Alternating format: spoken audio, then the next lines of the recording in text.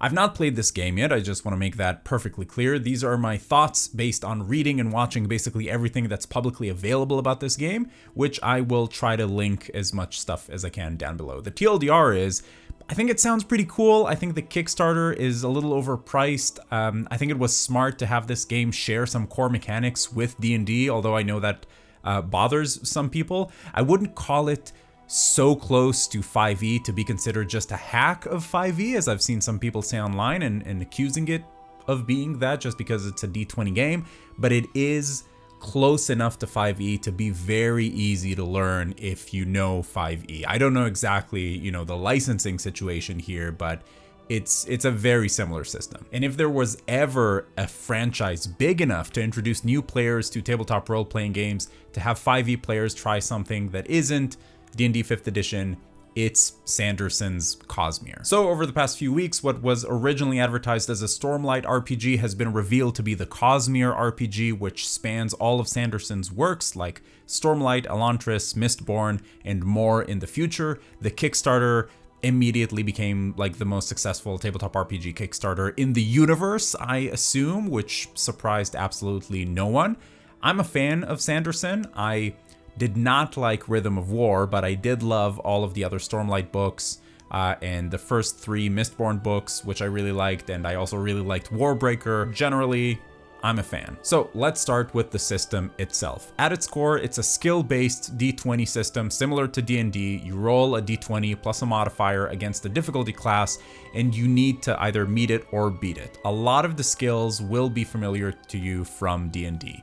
For rolls that are a bit more dramatic, you also roll a d6 called the plot die, which can generate an opportunity, which can either be purely narrative or have mechanical bonuses, or a complication, which can give you a +2 to your roll, but also introduces some sort of negative narrative complication. I think actually that's a really nice touch, because the game is trying to create situations where you succeed, but at a cost. A concept that might be familiar to you from games that are like Powered by the Apocalypse games like Ironsworn. I think it's great that they don't always have you roll the plot die, so you can differentiate from quick low stakes rolls and important dramatic ones. What's going to make or break this thing, at least for me, is the guidance that the book gives you for complications and opportunities. Some games try to do this, but just tell the GM to, basically think of something, which sometimes you will as the GM, but sometimes you won't. Sometimes you'll get stuck.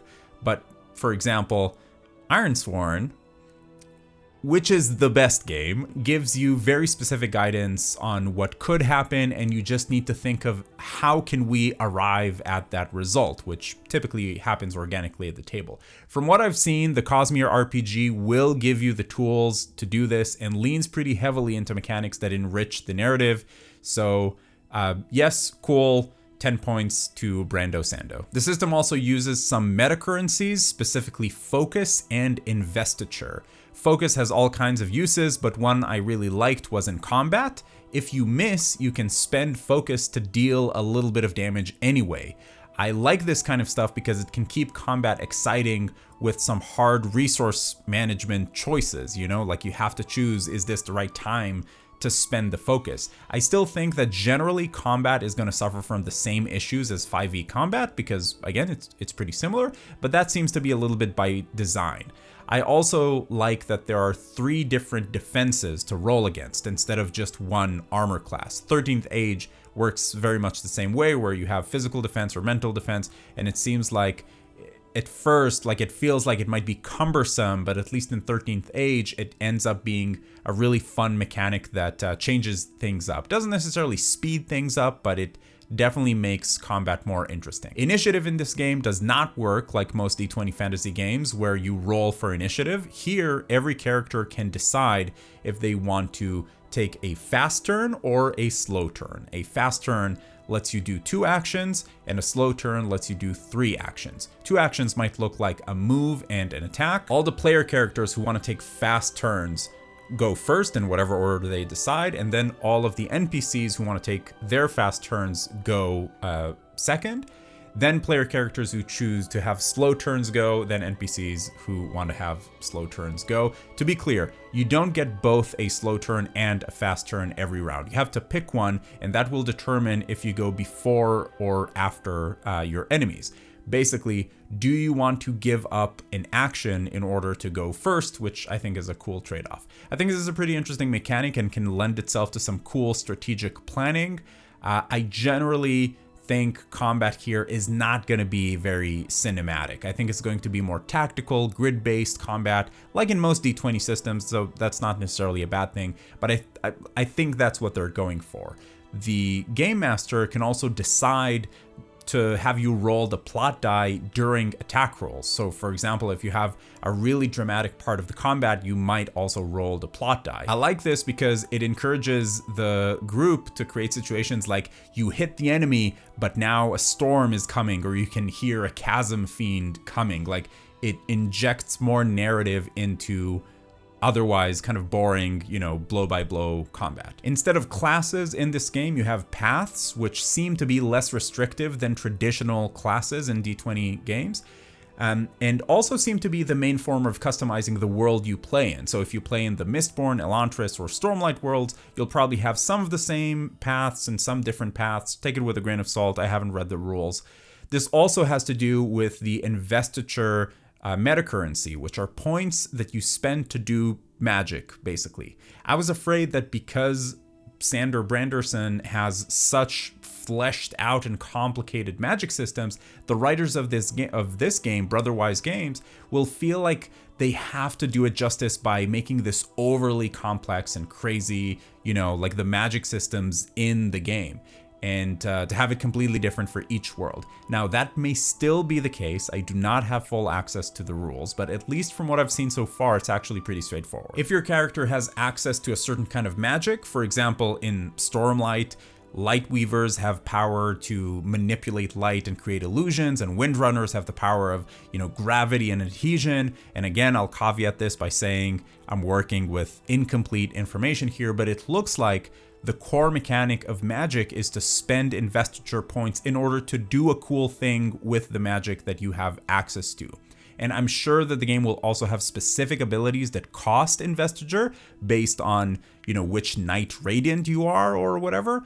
And I think that's pretty great, because a good tabletop RPG needs some flexibility, and I want the tools to make this my own version of whatever world I'm playing with. Overall, I think the game looks very interesting. It feels like the experience of playing it will be very similar to the experience of playing D&D 5th edition, but maybe a bit more interesting in narrative because of the use of things like the plot die and the metacurrencies, and of course the settings. I think this game will make a fantastic off-ramp for D&D, from D&D for many players, which I think is smart. I think that's why they made it the way they did. The Kickstarter is currently going on as of making this video, and I think it's kind of outrageously expensive. It's $60 just to get digital versions of the world books, which are all lore and art. So they don't even give you the rules, which I get, why that is the first option. It's something that even non-tabletop RPG playing Cosmere fans might want. Hell, I want it a lot. But the first tier that lets you get the rules is like $195. And you can get the book standalone, but that starts at $50 for a rule book or world book, which is full price. So you might as well get it when it's out. Since they knew this was going to be crazy successful, I think they could have had a more affordable tier where you can just get digital copies of the rule books that you need to actually play the game, maybe like a combo of a rule book and a world book. I know Sanderson fans are very dedicated and will spend money. I physically had to stop myself from, buying this, but currently there's quite a big financial barrier of entry here. To offset all of the negative stuff I just said, I will say that all of this seems like really high value product, and considering Sanderson's and Brotherwise Games' history with Kickstarter, I think this is zero risk. You will get these products, and they will be high quality. So if you do invest your money in this, I think that you'll get your money's worth. I think Cosmere fans will be happy with this. I'd love to give this game a shot when I can get my hands on the rules. It'll be interesting to see if this will sort of compete with the other D20 systems as your main fantasy system, I do think this is pretty huge for the tabletop RPG space. If you go to the Cosmere subreddit, for example, there are a lot of Cosmere readers who have never played tabletop RPGs, but they will play this, and I'll be right here to tell them about even more games. I think that if historically most people's first tabletop RPGs was D&D, I think there's going to be a whole new wave of people who are introduced to the hobby through the Cosmere game. My first game, by the way, was Vampire the Requiem, but that was because I was an edgy teenager. That's all I got. Go play a game.